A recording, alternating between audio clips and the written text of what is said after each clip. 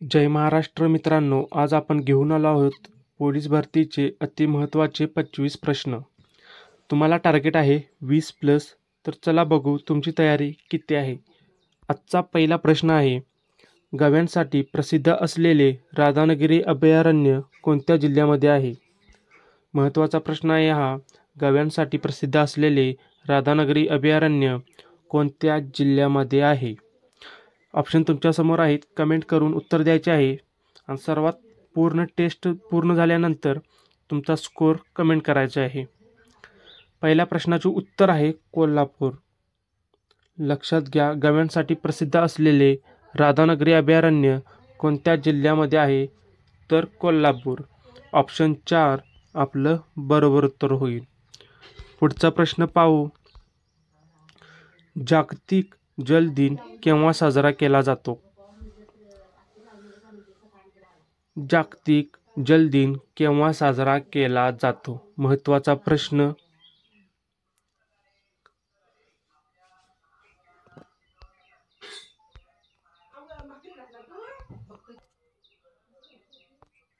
याचं बरोबर उत्तर होईल 22 मार्च. लक्षात घ्या मित्रांनो, जागतिक जल दिवस 22 मार्च या रोजी साजरा केला जातो. ऑप्शन 2 आपलं बरोबर उत्तर होईल. पुढचा प्रश्न आहे, आंतरराष्ट्रीय व्याघ्र दिन केव्हा साजरा केला जातो? आंतरराष्ट्रीय व्याघ्र दिन केव्हा साजरा केला जातो? सर्व प्रश्न महत्त्वाचे आहेत. पोलीस भरतीच्या दृष्टीने तयारी चांगली करावी. हे महत्त्वाचे प्रश्न असल्यामुळे प्रत्येक प्रश्न लिहून घेत चला. आंतरराष्ट्रीय व्याघ्र दिन केव्हा साजरा केला जातो? तर 29 जुलै. मित्रांनो लक्षात घ्या, आंतरराष्ट्रीय व्याघ्र दिन 29 जुलै रोजी साजरा केला जातो. ऑप्शन 3 आपलं बरोबर उत्तर होईल.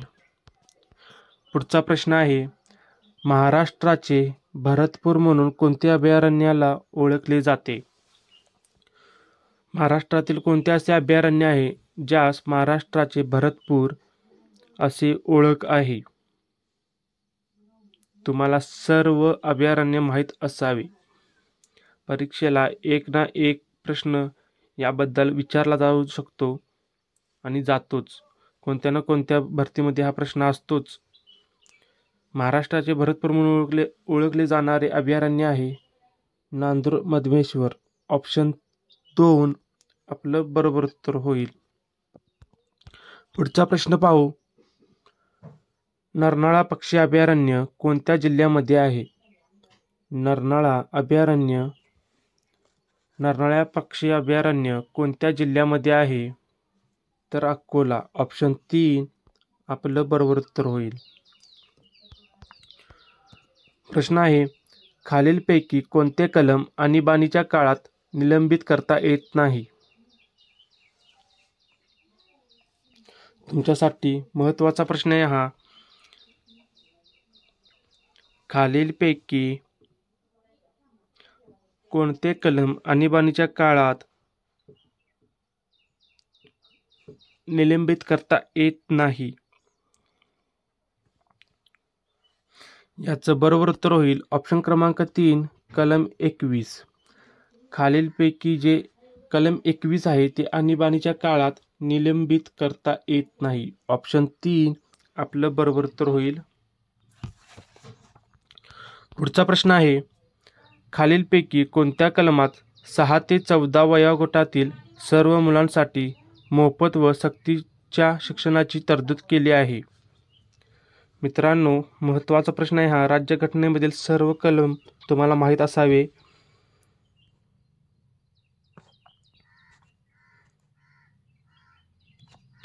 खालीलपैकी कोणत्या कलमात 6 ते 14 वयोगटातील सर्व मुलांसाठी मोफत व सक्तीच्या शिक्षणाची तरतूद केली आहे? याचं बरोबर उत्तर होईल ऑप्शन क्रमांक 4 कलम 21A.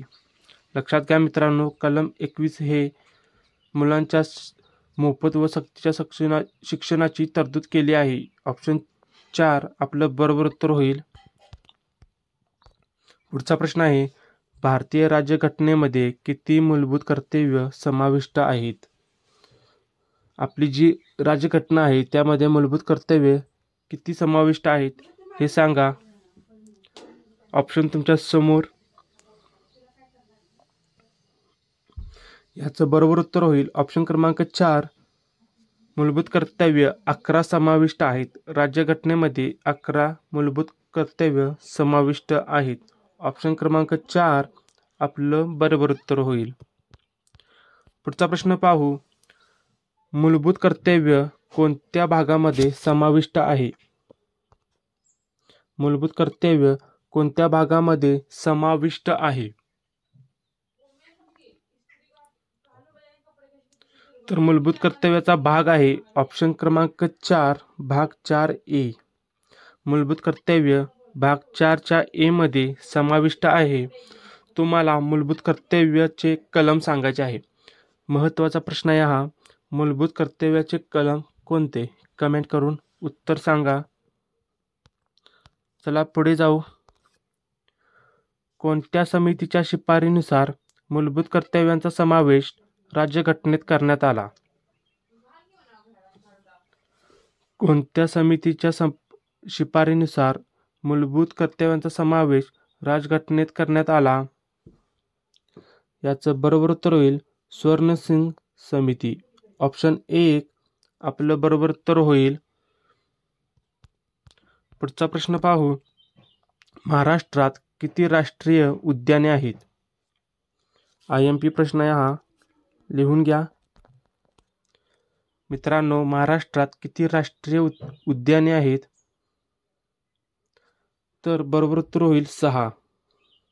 महाराष्ट्रात 6 राष्ट्रीय उद्याने आहेत. ऑप्शन 3 आपलं बरोबर उत्तर होईल. पुढचा प्रश्न आहे. संत तुकाराम वनग्राम योजना कधी सुरू करण्यात आली? मित्रांनो, संत तुकाराम वनग्राम योजना कधी सुरू करण्यात आली? महत्त्वाचा प्रश्न. ऑप्शन तुमच्या समोर आहेत. याचं बरोबर उत्तर होईल 2006. मित्रांनो, संत तुकाराम वनग्राम योजना 2006 रोजी सुरू करण्यात आली आहे. ऑप्शन 2 आपलं बरोबर उत्तर होईल. पुढचा प्रश्न आहे. नोबेल पुरस्काराची सुरुवात कोणत्या वर्षी झाली? जगातील सर्वात महत्त्वाचा पुरस्कार आहे हा नोबेल पुरस्कार. नोबेल पुरस्काराची सुरुवात कोणत्या वर्षी झाली? तर 1901. लक्षात घ्या मित्रांनो, नोबेल पुरस्काराची सुरुवात 1901 वर्षी सुरू झाली आहे. ऑप्शन 4 आपलं बरोबर उत्तर होईल. तुम्हाला कमेंट करून उत्तर सांगायचे आहे की नोबेल पुरस्काराची सुरुवात कोणत्या देशामध्ये सुरू झाली? नोबेल पुरस्कार कोणत्या देशाकडून दिला जातो? असा प्रश्न येईल तुम्हाला परीक्षेमध्ये. त्याचे उत्तर कमेंट करून सांगा. चला पुढच्या प्रश्नाकडे जाऊ. होम रूल चळवळ कधी सुरू झाली? होम रूल चळवळ कधी सुरू झाली? याचं बरोबर उत्तर होईल 1916. होम रूल चळवळ 1916 साली सुरू झाली आहे. ऑप्शन 3 आपलं बरोबर उत्तर होईल. पुढचा प्रश्न आहे. राज्य राखीव पोलीस दलाची स्थापना कोणत्या वर्षी झाली? राज्य राखीव पोलीस दलाची स्थापना कोणत्या वर्षी झाली? तर 1948 साली. लक्षात घ्या मित्रांनो, जे आपले राज्य राखीव पोलीस दल आहे म्हणजे SRPF ची स्थापना केव्हा झाली आहे? तर 1948 साली. ऑप्शन 2 आपलं बरोबर उत्तर होईल. पुढचा प्रश्न. झोंबी या पुस्तकाचे लेखक कोण आहेत?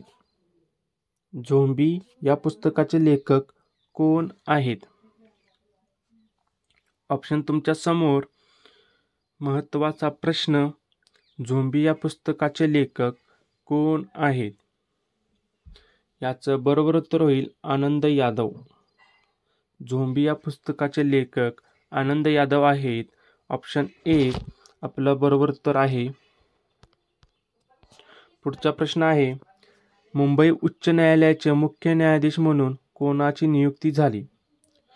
करंट अफेअरचा प्रश्न आहे, चालू घडामोडीमध्ये हा प्रश्न विचारला जाऊ शकतो. पोलीस भरतीच्या दृष्टीने हा प्रश्न महत्त्वाचा आहे.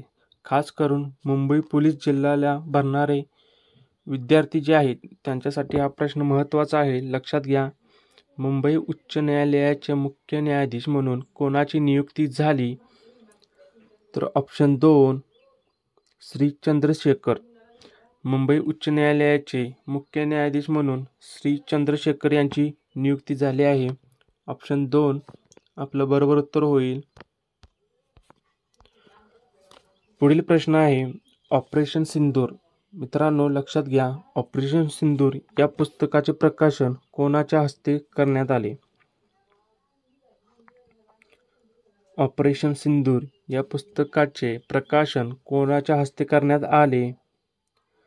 याचं बरोबर उत्तर आहे ऑप्शन क्रमांक 3 लष्कर प्रमुख उपेंद्र त्रिवेदी यांच्या हस्ते ऑपरेशन सिंदूरचे प्रकाशन करण्यात आले आहे. पुढचा प्रश्न आहे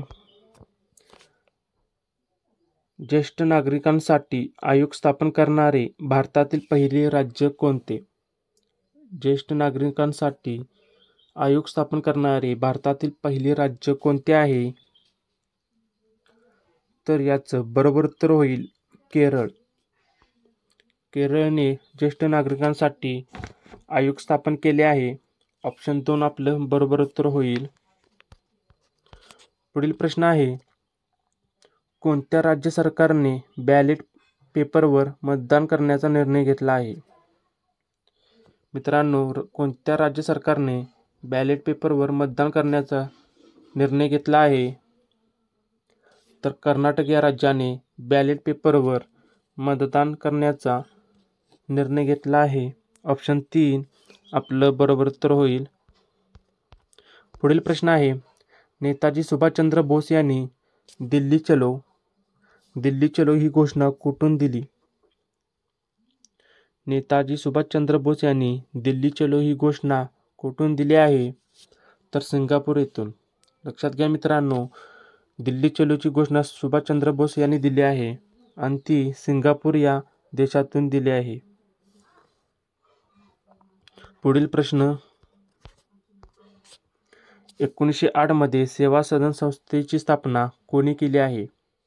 1908 मित्रांनो लक्षात घ्या, 1908 मध्ये सेवा सदन संस्थेची स्थापना कोणी केली? तर रमाबाई रानडे. ऑप्शन 4 आपलं बरोबर उत्तर होईल. पुढचा प्रश्न कोणत्या शहराला इंद्राची नगरी म्हणून ओळखली जाते? कोणत्या शहराला इंद्राची नदी म्हणून ओळखली जाते? याचं बरोबर उत्तर होईल अमरावती. ऑप्शन 3 आपलं बरोबर उत्तर होईल. पुढचा प्रश्न आहे जीवरेखा सिंचन प्रकल्प कोणत्या जिल्ह्यामध्ये आहे? जीवरेखा सिंचन प्रकल्प कोणत्या जिल्ह्यामध्ये आहे? मित्रांनो हा मागील वर्षी पेपरमध्ये आला होता. हा PYQ प्रश्न आहे. जीवरेखा सिंचन प्रकल्प कोणत्या जिल्ह्यामध्ये आहे? तर जालना. जालनामध्ये जीवरेखा सिंचन प्रकल्प स्थित आहे. ऑप्शन 1 आपलं बरोबर उत्तर होईल. पुढील प्रश्न महाराष्ट्राच्या ईशान्येस कोणत्या डोंगररांगा आहेत? महाराष्ट्राच्या ईशान्येस कोणत्या डोंगररांगा आहेत? याचं बरोबर उत्तर होईल ऑप्शन क्रमांक 2 दरकेसा टेकड्या. महाराष्ट्राच्या ईशान्येस दरकेसाची टेकड्या आहेत. ऑप्शन 2 आपलं बरोबर उत्तर होईल. मित्रांनो आजची आपली टेस्ट पूर्ण झाली आहे. तुम्हाला कमेंट करून उत्तर सांगायचे आहे की तुमचे बरोबर उत्तर किती आले आहेत. आणि तुमच्यासाठी होमवर्क क्वेश्चन आहेत. खालील 5 आपण होमवर्क क्वेश्चन तुम्हाला दिले आहेत. ते 5 क्वेश्चनचे उत्तर तुम्ही कमेंटमध्ये एकाच कमेंटमध्ये द्यायचे आहेत. 5 प्रश्न तुमच्यासाठी दिले आहेत. ते प्रश्न आहेत महत्त्वाचे आहेत आणि PYQ ही आहेत. लक्षात घ्या. आजची आपली टेस्ट पूर्ण झाली आहे. तुम्हाला टेस्ट कशी वाटली कमेंट करून सांगा आणि लाईक आणि सबस्क्राईब करायला विसरू नका. जय महाराष्ट्र.